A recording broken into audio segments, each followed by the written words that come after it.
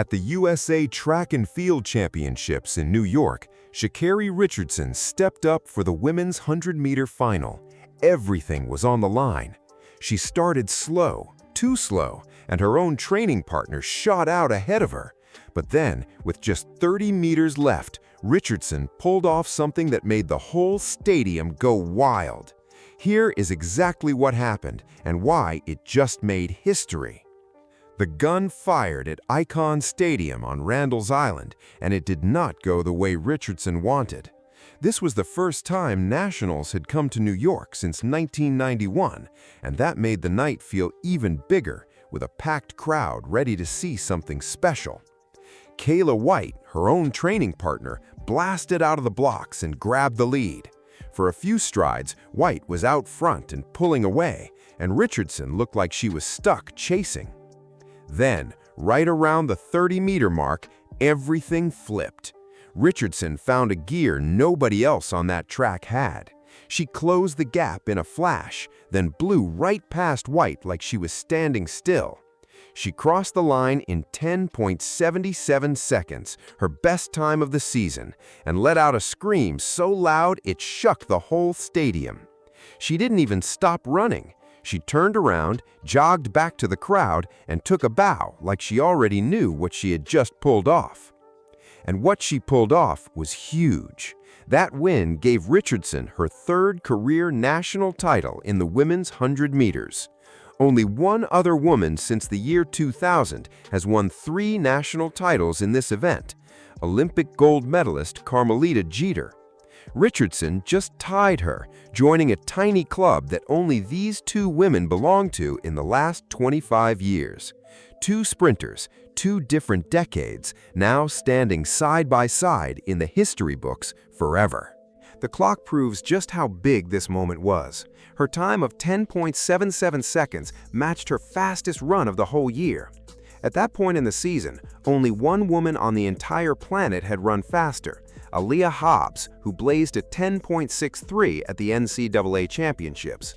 That means Richardson wasn't just a best in the country that night, she was near the very top of the entire world rankings, ahead of almost every sprinter alive. Behind her, Kayla White grabbed second place in 10.90 seconds, matching her own best time of the year. It was White's second straight year finishing right behind Richardson, and that shows this training partner rivalry keeps getting tighter every single season, even though the 2 of them train side by side and push each other daily. Tamari Davis rounded out the podium in third with 11.0 seconds. 3 fast times, 1 stacked field, and Richardson still found a way to pull away when it mattered most. Right after the race, still sitting on the ground and catching her breath, Richardson spoke to NBC Sports. She said it felt amazing to be back in a better place, healthy in her body, her mind, and her heart. She talked about remembering who she really is, saying that staying consistent and staying determined pushed her to become a better version of herself every single day. She said it plain and simple: hard work pays off. Simple words, but once you know what she went through to reach this moment, they hit way harder. Because here's the part that makes this win mean so much more.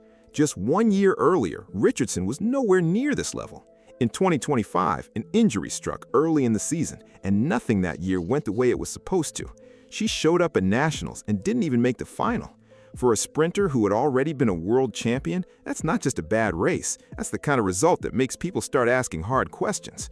Missing a final means missing a shot at the world team, missing the big moments, missing the whole point of the season. Her best time all year only landed her in 5th place at the World Championships. 5th place! Fans started wondering if the magic was gone for good, and not everyone believed she would find her way back. Rewind even further and you see just how high she had climbed before that fall. In 2023, Richardson won her first national title and told the world, "I'm not back, I'm better." She backed it up in 2024, winning again and grabbing silver at the Paris Olympics. She looked untouchable, like nobody in the country could keep up with her. Then injury and a rough season knocked her straight back down to earth. This win in New York wasn't just a race, it was proof she climbed all the way back to where she used to be, and maybe even higher. There's another layer to this story that most casual fans missed. Melissa Jefferson Woodard, the reigning world champion and Richardson's toughest rival all season, made a surprising call before finals even started. She skipped the 100 meters completely and focused only on the 200. The two of them had raced each other just weeks earlier at a major meet, and Jefferson Woodard beat her by the smallest margin possible, the kind of finish where you need a photo just to tell who won. So in a way, this final gave Richardson a shot to silence her doubters without her biggest threat even showing up. But that doesn't take anything away from the win. Beating a field that includes your own training partner and running a season's best is never easy, no matter who is missing from the lineup. And this wasn't even the only huge moment at that meet. Just 8 minutes after Richardson's win, Noah Lyles stepped onto that same track for the men's 100 meters and matched his own personal best, blazing 9.79 seconds to win his third national title too. Lyles had his own rough patch in 2025, battling an ankle injury and losing a global title race for the first time in his career, something that had never happened to him at any level before. So two of America's biggest sprint stars, both coming off brutal years, both climbing back to the top of the podium on the same night in the same stadium in New York. If you were sitting in those stands, you watched two comeback stories unfold back to back in under 10 minutes.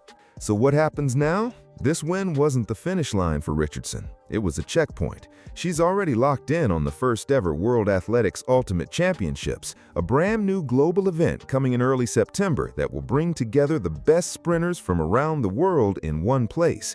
That's where things could get even more explosive, because Melissa Jefferson Woodard, the rival who skipped the 100 at Nationals, is expected to be back in the field for that event. These two already had one razor-close finish this season, decided by mere inches. If they line up again in September with everything on the line, it could be one of the most anticipated sprint showdowns of the entire year. Just think about everything packed into this one race. A former world champion who hit rock bottom just 1 year earlier. A training partner rivalry that keeps getting tighter every time these two hit the track. A tie with a legend from over a decade ago. A fellow star making his own comeback on the same night in the same stadium. And a next chapter already on the calendar that could be even bigger than what just went down in New York.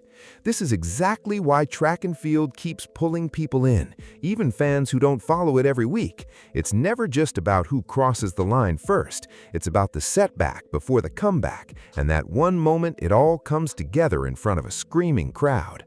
12 months ago, people were wondering if Sha'Carri Richardson would ever bounce back at all.